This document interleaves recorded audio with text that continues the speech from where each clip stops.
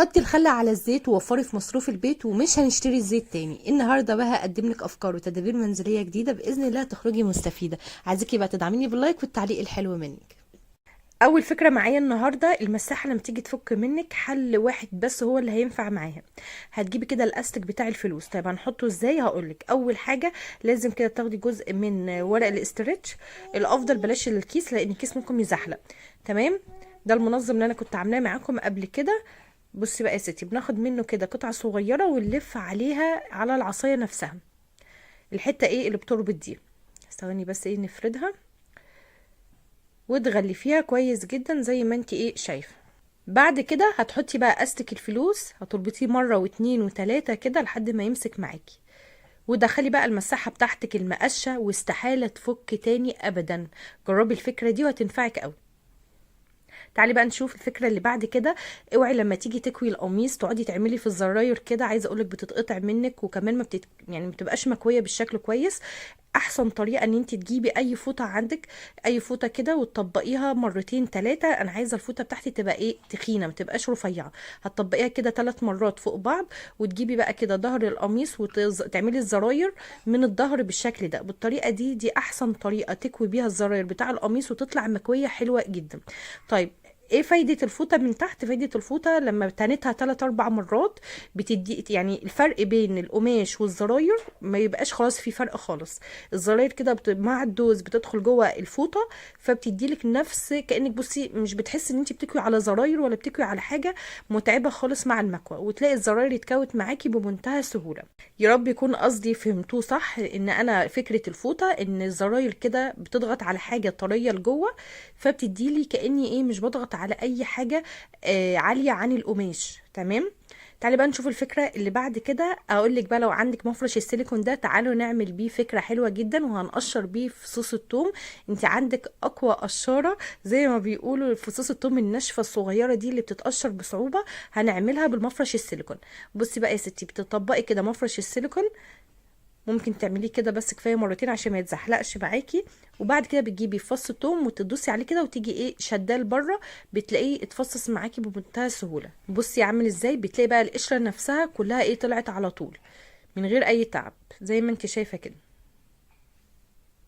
بصي اهي، تلاقي بقى الفصوص الناشفه دي خالص اللي مش راضيه تتقشر بسهوله، تعمليها بالفكره دي حلوه جدا.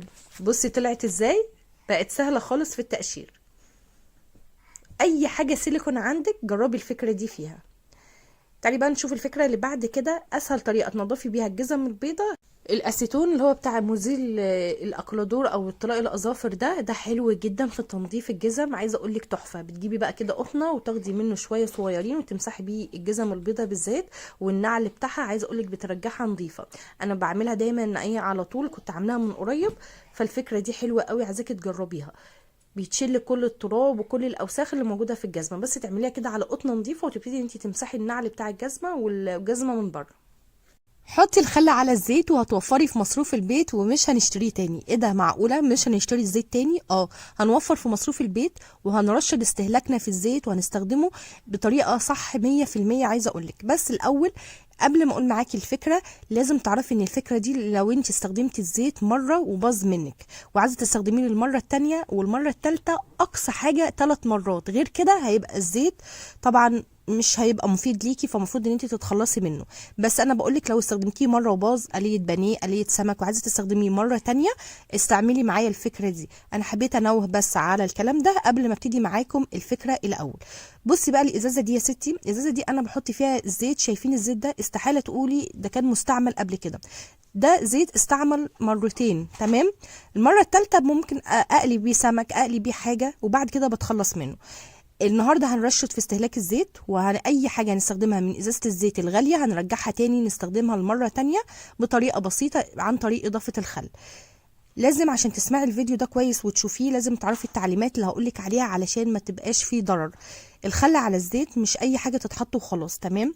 هتجيبي كده، انا مثلا استخدمت الزيت ده اول مره، خدت كده شويه من الازازه الكبيره وقليت فيه بانيه زي ما انت شايفه واللون بقى غامق. انا عايزه استخدمه مره تانية. تمام.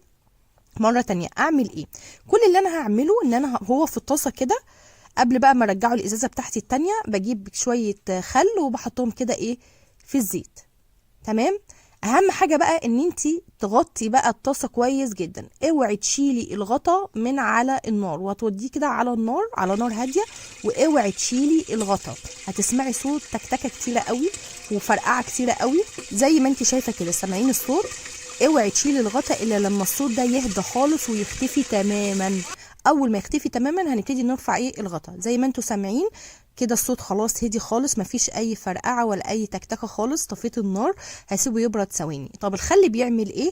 الخل بينقي لي الزيت وبيشيل الريحه الوحشه، اللون اللي كان غامق يرجعه فاتح تاني، وبيخليني ان انا اقدر استخدمه مره تانية او مره تالتة بالكتير.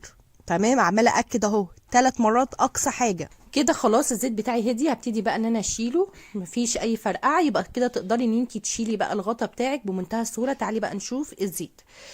الزيت لونه فتح خالص عن الاول، انا ما صفوتوش على فكره، لو تلاحظوا الحاجات السوداء دي كلها ركنت على جنب زي ما انت شايفه. بعد كده ببتدي ان انا اجيب المنديل واصفيه، او ممكن مثلا ان انا باي قمعه ولا حاجه او معلقه ابتدي ان انا اشيله واحطه في الازازه دي، الازازه اللي انا بجمع فيها الزيت. بستخدم ايه بقى في الازازه دي؟ بستخدمها في القليه برضو، مش بستخدمها في ان انا اعمل رز ومكرونه واكل عادي، لا بستخدمها برضو في القليه، بس بيبقى نظيف من غير ريحه ومن غير شوائب. هقلي مثلا طعميه، هعمل سمك، اعمل اي حاجه، ممكن استخدمه مره او مرتين تاني بالكتير. تعالي بقى نشوف الفكره اللي بعد كده. نيجي بقى فكره الاسترتش رول ده، ساعات كتيره قوي بنتعب عقبال ما نجيب الطرف بتاعه، يعني الطرف بتاعه مش لاقيينه، انا عماله ادور عليه مش لاقيه. طيب اعمل ايه في الموقف زي ده؟